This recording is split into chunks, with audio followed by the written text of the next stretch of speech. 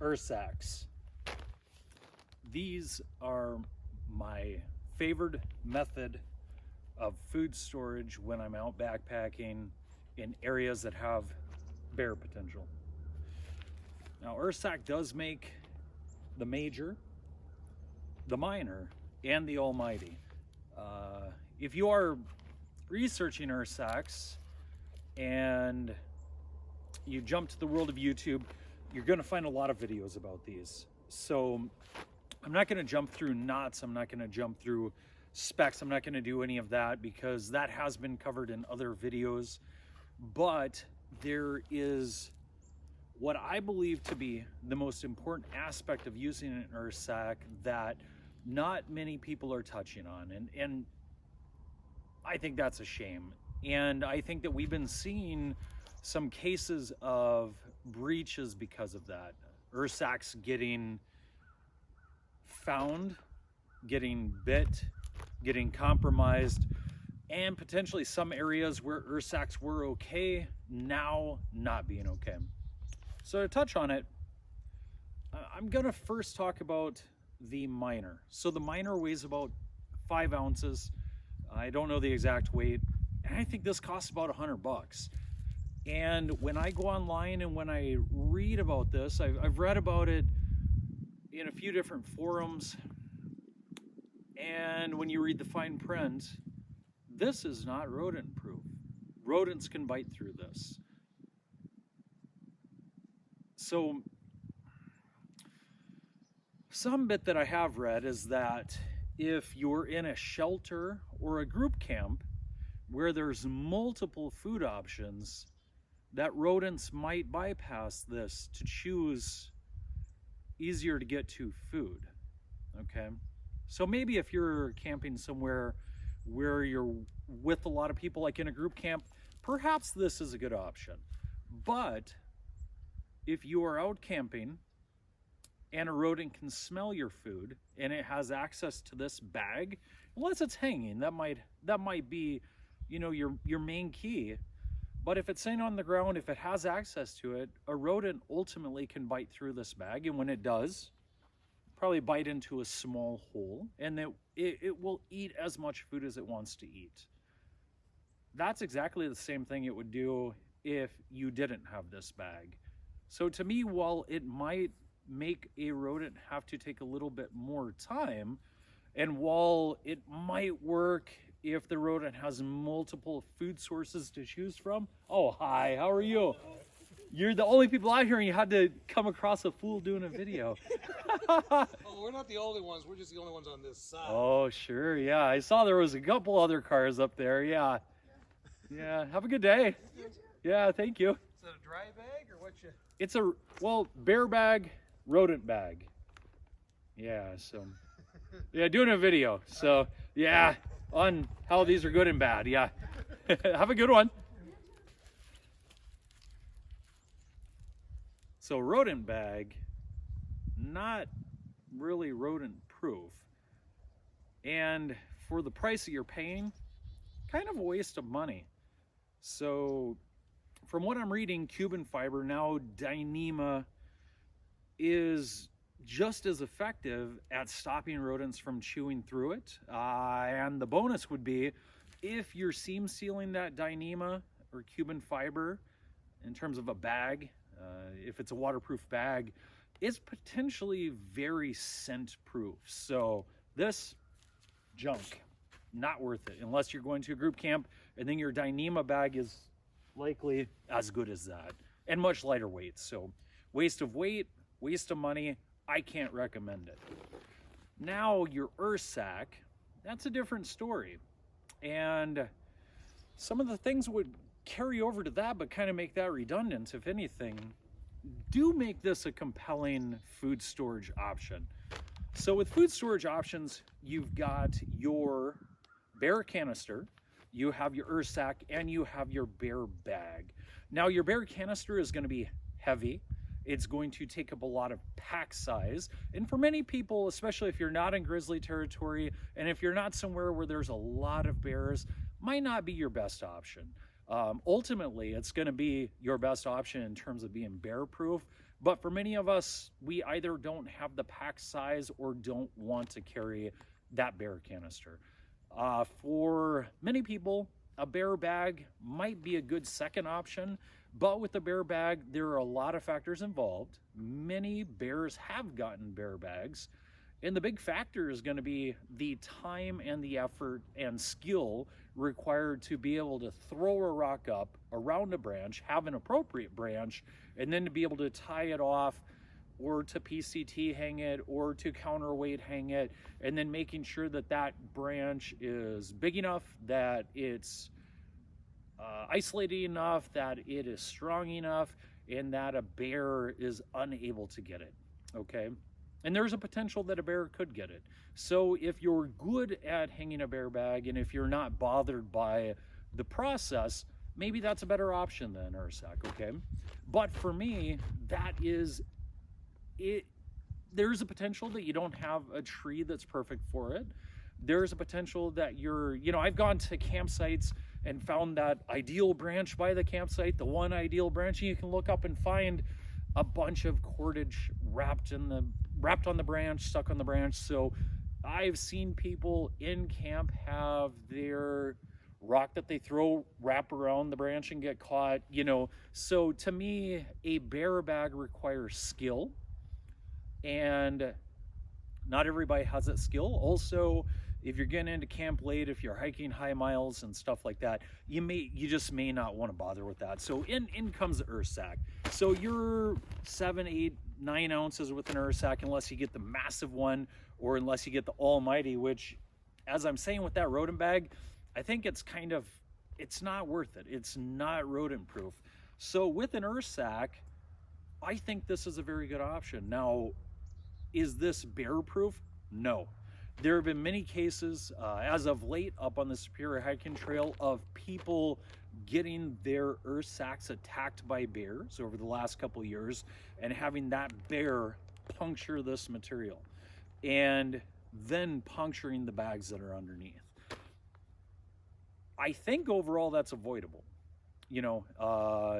With this is not the best option if a bear is habitualized. So if you're out in a campsite that has a lot of people coming in, a lot of people being sloppy with their food, a lot of people burning food in the fire pit, if there's a fire pit, a lot of those options can habitualize a bear, and that's the least good thing that we can do, right?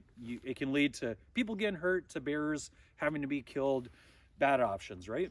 So the one, if you go online and you look at these, you're going to find videos about their specs, their size, their weight, the options, the price, how to properly tie your knot, crisscross it, how to seal this off, how to tie it to a tree, some options with quick knots, with carabiners, figure 8 knots, all of that. So, and you likely are going to find those videos first, and they're going to have more views. But I think all the videos that I've seen so far are leaving out what I consider to be the most important part of Ursack usage, and that is being scent proof and being clean. Those are the two keys, because ultimately, if a bear comes across your Ursack and wants to get at your Ursack in the most ideal situation, this Ursack is stopping the bear from getting your food, and the next day you are going to have those calories to carry you through that next day. There's a good likelihood that your food bags are going to get punctured. There's a good likelihood that that's going to happen, okay? So our biggest goal with this Ursack, two things. One part of that goal is going to be that we are going to be putting this somewhere where bears will not frequent, so not on a trail. That's important. So if you have a trail, game trail or hiking trail, I think there's a bigger likelihood that bears are going to be going up and down that trail potentially. And the other key of these is being scent proof. So what I find is that when you come down to it, a bear will either luckily find your sack, just come across it, and there will be a minute enough scent for them to be able to smell and to get interested in it, or you have a habitualized bear that's found Ursacks before, knows what they look like, knows that they're a source of food, or the most likely option is that you are not sealing it properly or that you're getting food residue on the Ursacks. So, a couple things. One, multiple bags. Okay, so you've got your outer bag. This particular one is an op sack. They're good, but they're hard to use, okay? Inside of that op sack, I've got another op sack. So I've got redundancy there, okay? Then, inside of that op sack, I've got my foods and my personal hygiene stuff, like toothpaste and stuff like that. Those are once again in a sealed bag, separated. You know, so we've got food, snacks, all of that in other sacks. So the key to all these sacks, you know, is to have clean sacks that are sealed, ideally with food containers that are sealed, and they're going inside of a bag, right? Making sure these are all sealed. And then, well, there's a big deer over there. And then, right, I'm opting for redundancy. Every time that I have a bag, I'm gonna squeeze most of the air out of it, okay? So most of the air. I'm gonna seal it. Then, once I'm sealed, I'm gonna push on it with a little bit of air left in it and make sure that I'm not getting any air coming out of that bag, okay? So I've got bags sealed, inside a bag sealed, airtight, inside a bag sealed, okay? Once again, airtight. And it's really key to do this with op sacks, because op sacks I find are a little finicky, a little hard to get that feedback that tells you that they're sealed. Kind of like a good Ziploc bag, it's pretty easy to tell. So you might even be better off doing this with Ziploc bags, okay? So I'm gonna push most of my air out, okay? Make sure it's closed. Make sure that when I push on that last bit of air in there, that no air is coming out. If I got air coming out, I got to redo it, okay? Now, last part of this puzzle, okay? Other than throwing it in there, tying your knots properly, tying it to the right tree. It's either got to be a really strong branch, 7-8 inches in diameter, or around a tree up high with a stop branch, ideally, okay? Keep a last bag that is clean and that is scent proof, and that is, this particular one is not. You can order the types of bags I'm talking about through like the Packet Gourmet website, or you can go to you know, I think cooking stores, stuff like that, just online. You want to get a boil safe, food safe cooking bag that you haven't used, and store that inside of your camping gear, your backpack. Because if a bear finds this Ursack, even if it's scent proof, even if, you know, just let's say worst case scenario, because of, you know, with all this wrapping, I still do believe that, you know, and I'm not a scientist, okay, but I still do believe that at a molecular level, a little bit of scent can get out of this. This is pretty scent proof.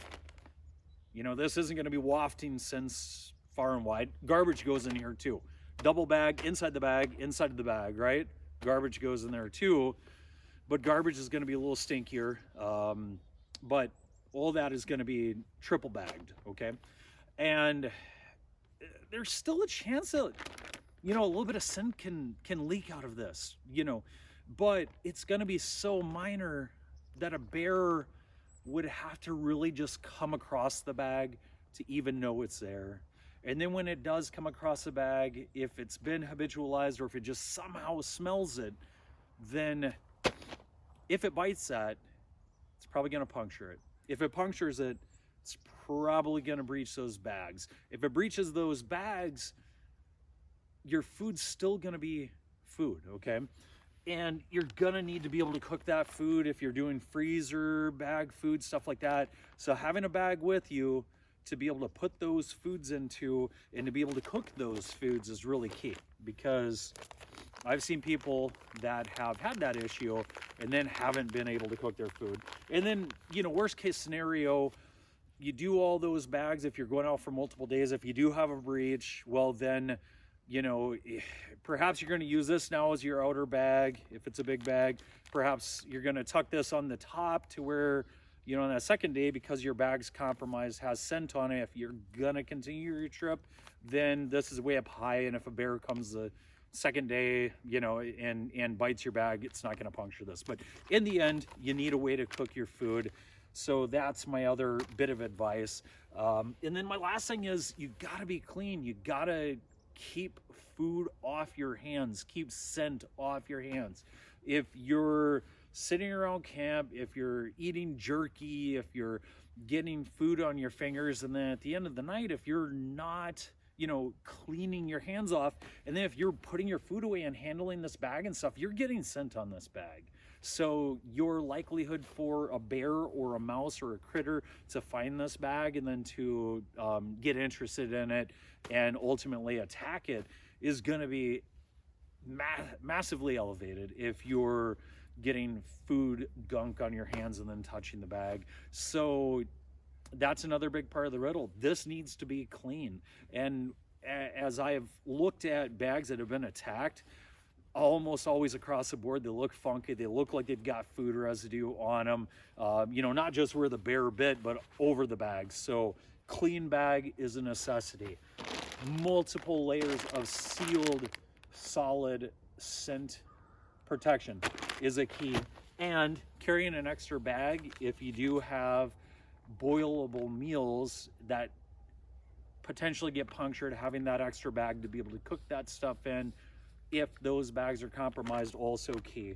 So this is a lot of the stuff that people aren't telling you on these videos. You know, on these videos they're saying, well, you got your Ursack, it's going to be pretty good, tie it to a tree, here's how you do your knots, that's an Ursack. And that's important, and that's, you know, ultimately part of how you use the Ursacks, but this is also key and probably more important than that other stuff. So that's it, signing out. I'm going to keep using Ursack. I think they're an awesome option, but the rodent sack, no, it's pointless. It's heavy. It's too expensive. But try out the Ursack if you want something that's easy, if you want something that's going to work good for you, but just make sure that you're scent proof and just make sure that your habits at camp are good and that you're clean, so a bear or rodents are not going to find it. And if they do, have an option for cooking your food. Hope you all have a good day, a good winter, good rest of your 2020 if I don't shoot something else. And yeah, we'll see you next time.